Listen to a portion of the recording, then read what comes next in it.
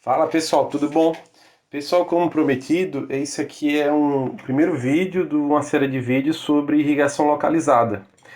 E a gente não pode começar a falar em irrigação localizada sem entender primeiro os gotejadores e microaspersores. Eu limitei aqui os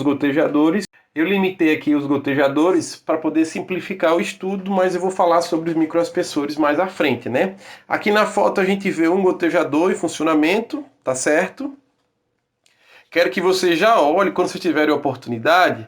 Às vezes você está no campo e consegue observar isso aqui e ver esse formatozinho que o gotejador faz na linha lateral, tá certo? Na linha de polietileno.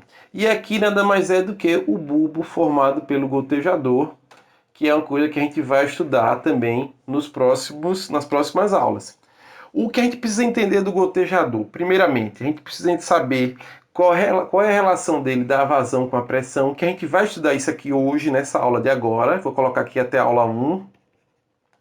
Os coeficientes que fazem com que exista essa relação e o sistema, se ele vai ser autocompensante ou não compensante, que também vai depender desses coeficientes, entendeu?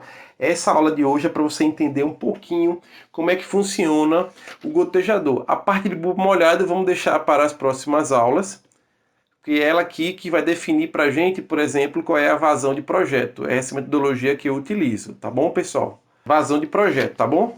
Então, para começar, vamos entender o gotejador. Eu estava procurando na internet, tem uma figura bem bacana da Netafim, mas eu não achei a que eu queria e eu acabei encontrando essa outra aqui, que mostra a evolução dos gotejadores, tem os microaspersores também aqui, ao longo dos anos. Mas em sala eu costumo dizer o seguinte, pense sua mangueira de jardim lá, tá lá sua mangueira de jardim e o que você faz? Eu venho com um pregozinho quente, não façam isso, aqui é só um exemplo para explicar, tá bom? E eu faço um furinho aqui. Aqui a mangueira está passando água, né, com a pressão. O que é que vai acontecer? Aqui em Alagoas o pessoal tem um costume de falar xiringar, que é quando você faz um furinho e a água sai espirrando aqui, a água está xiringando. É um termo que eu só conheço aqui. Mas por que essa água que xiringa, está xiringando aqui, então não dá para molhar minha planta, né? Porque aqui está passando uma água com uma velocidade alta, com a pressão aqui. Se eu fizer um furo, ela vai realmente subir até uma altura lá e ela vai espalhar essa água que eu não quero que aconteça isso. O que é que eu vou fazer? Eu quero que ela não saia desse jeito. Eu quero que ela goteje aqui no meu solo, próximo à minha cultura, para não, inclusive não comprometer o meu sistema superficial da minha planta aqui. Aí o que acontece? Se vocês forem ver a metodologia do chique-chique, por exemplo, é você fazer um furinho e vir com um pedaço de cano e cobrir aqui, um cano um cano do mesma espessura às vezes. Aí a água vai bater no cano e ela vai cair aqui, mas você não tem controle da vazão. Aí o que o pessoal começou a pensar é o seguinte, eu tenho que causar nessa saída da água aqui uma perda de energia, para que essa perda de energia chegue gotejando. Se vocês forem observar esse desenho aqui, ó, na outra imagem que eu queria, tinha bem bonitinho isso aqui, mas como não tem, vamos pensar o seguinte. Aqui, se vocês forem ver, é um tubo, estilo esse que a gente está olhando aqui agora, que está envolto por um outro tubo de diâmetro mais fino. E o princípio do gotejamento realmente é esse. O que acontece? Eu quero gerar uma perda de energia. Então, para começo, eu trabalhado com tubos de 0,5 a 2 milímetros para poder reduzir essa velocidade aqui. Então, a água entrava no tubo. Deixa eu trocar aqui a cor da caneta. A água entrava nesse tubo aqui, ó. Aí ela entrava, dava uma volta, voltava, dava outra, aí ela perdendo energia. Então quando saía aqui, ela já não estava mais espirrando, xiringando, como se fala aqui nas Alagoas. Ela já estava gotejando, tá certo? Logicamente que isso aqui é formado por um microtubo e dá trabalho fazer isso. E com a evolução, o que é que foi que aconteceu com os gotejadores? As empresas foram criando dentro dos gotejadores labirintos, também chamados de caminhos de fluxo, em que vou fazer aqui um desenho bem bruto, tá bom, pessoal? Depois vou mostrar uma imagem melhorzinha. Aí o que acontece? Ele está visto de cima, a água entrava aqui e ela percorria esse caminho aqui, ó. vai percorrendo esse caminho até que chega no ponto em que ele vai estar aberto para a superfície e ele vai gotejar mais uma vez. Eu peguei essa imagem aqui de um curso que a Nandan deu lá em São Paulo. Eu peguei essa imagem aqui da Nandan, pessoal, de um curso que eles dão lá em Leme, para poder mostrar a vocês aqui, ó, o fluxo da água aqui, ó. Então a água entra, tá vendo o fluxo da água aqui passando, subindo, ela gera, então, esse movimento aqui é um movimento turbulento da água dentro do gotejador. Nesse caso aqui é um labirinto específico que faz com que aconteça uma limpeza das áreas para evitar entupimento. Mas eu quero que vocês observem isso aqui, que essas linhas de fluxo são bem interessantes de serem vistas. Tá certo, pessoal?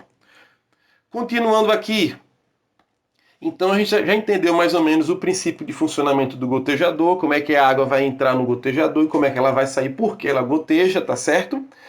E o que é mais importante do gotejador, pessoal, é vocês entenderem como funciona a relação entre a vazão e a pressão do gotejador. Essa aqui é uma tabela do gotejador Tal Drip da Nandan, tá bom? Vou só falar aqui para não esquecer de falar dele. Nandan Jane. Pronto, mas eu quero que vocês foquem nisso aqui. A equação do gotejador é dada por vazão, tá bom, pessoal? Vazão, vou colocar logo a pressão aqui. A vazão vai ser influenciada pela pressão elevada a um expoente, chamado x, e a um coeficiente de proporcionalidade, chamado k. Ou seja, se eu quiser conhecer a vazão do gotejador, eu preciso saber qual é a pressão que está sendo aplicada. Vou botar aqui um exemplo, uma pressão aqui de mais ou menos 10 MCA, a pressão de 10 MCA para diferentes gotejadores aqui, e aqui embaixo, na tabela do gotejador, vou pegar esse aqui com uma espessura de mangueira de 25 mil micras aqui, e vou colocar aqui, ó, aqui está o valor, ele chamou de A, mas é o valor de K e X, ó. K vale 0,362 e X vale 0,46. Então, esses aqui são os coeficientes do gotejador. Aí você pode perguntar, e para que eu quero saber isso? Imagine o seguinte, eu quero fazer o dimensionamento da irrigação da lateral do bloco irrigado lá, e eu quero saber qual é a vazão que corresponde. Eu escolhi uma vazão de 1,5 litros por hora. Você não vai chegar simplesmente aqui e procurar 1,5. Ah, mas eu não queria esse gotejador, não, eu queria esse aqui. Não tem aqui um intervalo aqui de mais ou menos entre 20 e 25. Qual é a vazão desse gotejador? Para esse, seria nesse intervalo. Para esse, seria nesse intervalo. Então, você tem que conhecer a vazão, a equação do gotejador para poder você escolher qual é a pressão com que você vai trabalhar no seu sistema. Mas vamos entender um pouquinho mais o que é o coeficiente. O K não é um coeficiente de proporcionalidade, não vai mexer muita coisa, mas o coeficiente X. Tem um livro do capítulo do professor Frisoni, de microirrigação Frisoni e outros autores, que se dedica só a descrever esse X. Mas eu quero que você entenda o X. Primeiro, vamos lá, é o seguinte. Vou pegar aqui e fazer um exemplo. Eu vou pegar esse gotejador aqui especificamente e vou montar a equação dele. Então vamos lá, vazão, deixa eu trocar aqui a caneta para ficar organizado.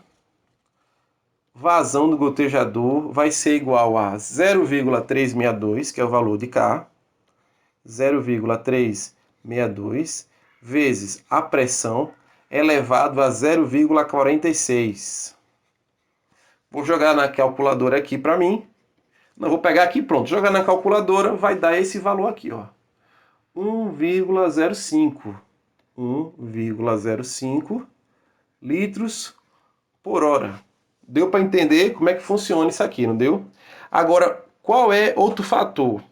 Vamos botar o seguinte, se ao invés de aplicar 10 MCA, eu tivesse aplicado 9 MCA, 8 MCA, 7 MCA ou 12 MCA. Jogando aqui no Excel, você vai ver que vão dar valores diferentes, né? Vou jogar aqui no Excel para poder facilitar nossa conta. Então, dando 10 MCA, vai dar 1,04 aqui. Deu aproximado. Se fosse 12 MCA, deixa eu colocar aqui no cantinho. 1,04. Opa, 1,04. Se fosse 9 MCA, seria 0,995. Se fosse 8 MCA, 0,942. 942. Observaram que é só substituir a pressão que você vai ter a vazão, tá certo? Até aí, beleza. Mas assim, eu quero saber um pouquinho mais sobre o coeficiente X. Aqui eu coloquei alguns valores de coeficiente X. Observem o seguinte, o coeficiente X vai variar, vou até anotar aqui no cantinho, vai variar de 0 a... Ele vai variar de 0 a 1, tá bom, pessoal? Qual é o gotejador que eu quero, que eu acho mais interessante trabalhar? É o que dê valor 0 ou o que dê valor 1? Antes de responder isso aqui, observem o seguinte. Numa linha de irrigação, você quer que o seu sistema forneça água de forma mais uniforme ou menos uniforme? Claro que você vai querer um sistema mais uniforme, né? Você vai querer que nas suas linhas de irrigação a vazão que você tenha no bloco seja preferencialmente, se fosse possível, a mesma, né? A vazão desse ponto, desse ponto, desse ponto, porque você vai ter uma maior uniformidade do seu sistema. Uniformidade, que é isso interessante. Mas quando você trabalha com irrigação, nem sempre você vai conseguir uniformidades tão altas. Existem critérios para poder você, inclusive, aceitar dimensionar o seu sistema. Aí o que acontece? Vou voltar lá para os coeficientes X. Eu tenho um coeficiente aqui está próximo de 1 e aqui está próximo de 0, né? O intervalo. Vamos começar com o meio termo aqui. Aqui, ó, vamos observar. Eu observei que, vou pegar aqui o 0,5, vou marcar aqui ele negrito, e vamos ver aqui. Ele variou aqui o 0,5, o X valendo 0,5, eu fixei o valor aqui de 0,59 para cá, tá bom? Só poder fazer aqui o exemplo. Aí o que aconteceu? Ele variou de 1,7 litros por hora para 2,3. Uma variação de 0,6 litros por hora. Tá certo, pessoal? Mas o cara, 0,6 é pouco. Não, não é pouco. É em relação a 1,7. Então, qual é o valor? Qual é a variação aqui? Vou fazer uma continha aqui rápida. Fazendo uma continha rápida aqui, ó. É 0,6 a variação, né? Então, vai dar 0,6 vezes 100 dividido por 1,7. Uma variação de 35%, pessoal. Altíssima, né? Sendo que eu variei 7 MCA. Alta, né? Beleza, mas também para você pegar um ciano para você variar 7 MCA é uma coisa bem pesada, não é isso? Mas vamos lá, se o coeficiente fosse de 0,9, a vazão de entrada seria para 8 MCA 3,8 e para 15 MCA seria de 6,8. Uma variação, pessoal, de 3 MCA, quase 100%.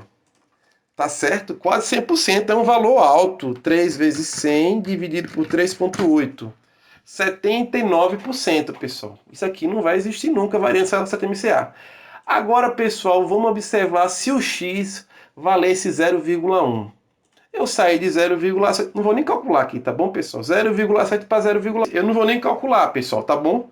Mas vocês observem o seguinte, aqui, vou até aumentar aqui o valor, que às vezes dá para a gente ver melhor. 0,73 foi para 0,77. Então a variação aqui foi bem 0,04. 0,04 é muito pouco, pessoal. 0,04 vezes 100 dividido por 0,73. Uma variação de 5,48%. O que é que deu para observar com isso? Para a gente entender de vez o coeficiente X no gotejador e saber qual é a importância dele. Quanto maior o valor do coeficiente, maior vai ser a variação. Vou botar assim, maior vai ser a sensibilidade da vazão em relação à pressão. Quanto menor for esse valor, menor vai ser a sensibilidade da vazão em função da pressão. Aí o que acontece? Existem dois tipos de gotejadores a trabalhar. Vou botar emissores, também serve para microaspersão. Existem os compensantes, os não compensantes, perdão. Deixa eu apagar aqui, para a gente entender bem. Existem os não compensantes.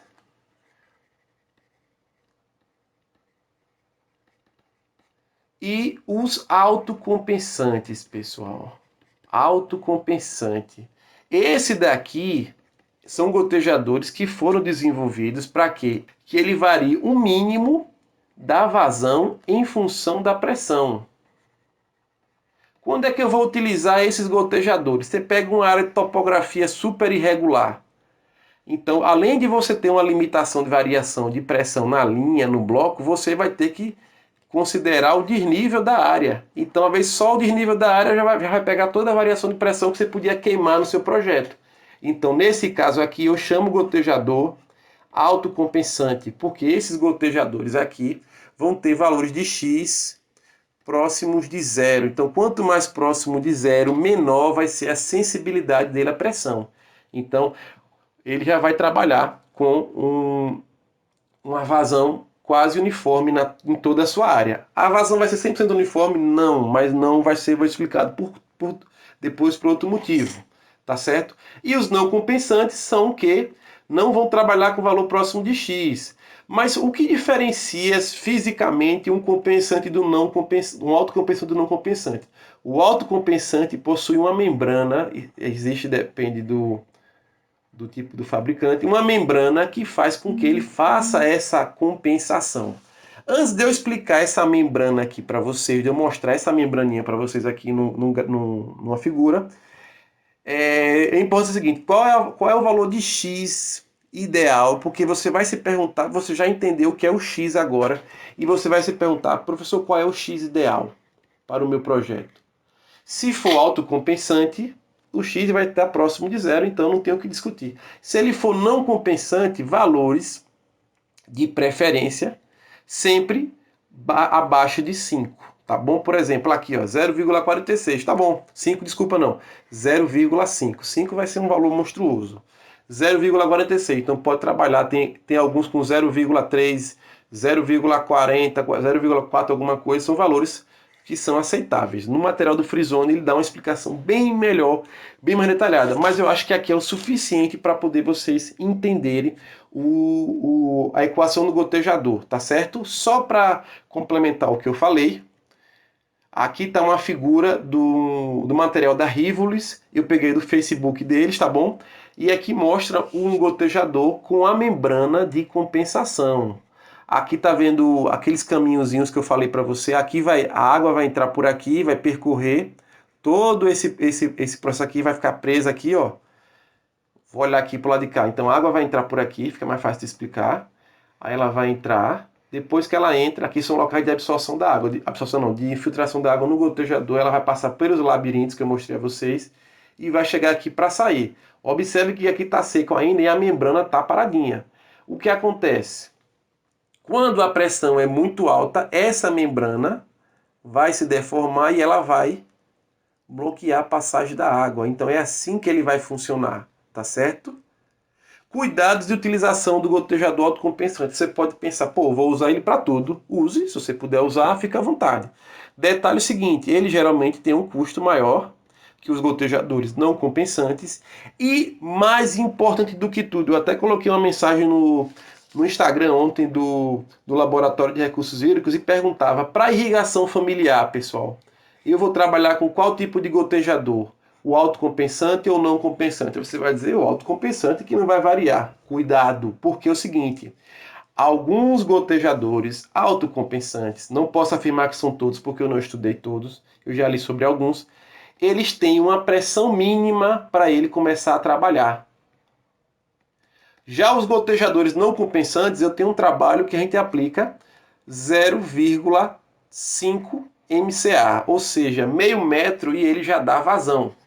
Os gotejadores autocompensantes não, alguns têm, devido a essa membrana inclusive, ela talvez não funcione, não trabalhe, não permita com que essa água entre com uma pressão muito baixa. Então, cuidado, existe até um caso de um aluno nosso da agronomia que me pediu ajuda uma vez, que ele estava com um problema que eles fizeram um sistema desse por gravidade. Aí o que acontece?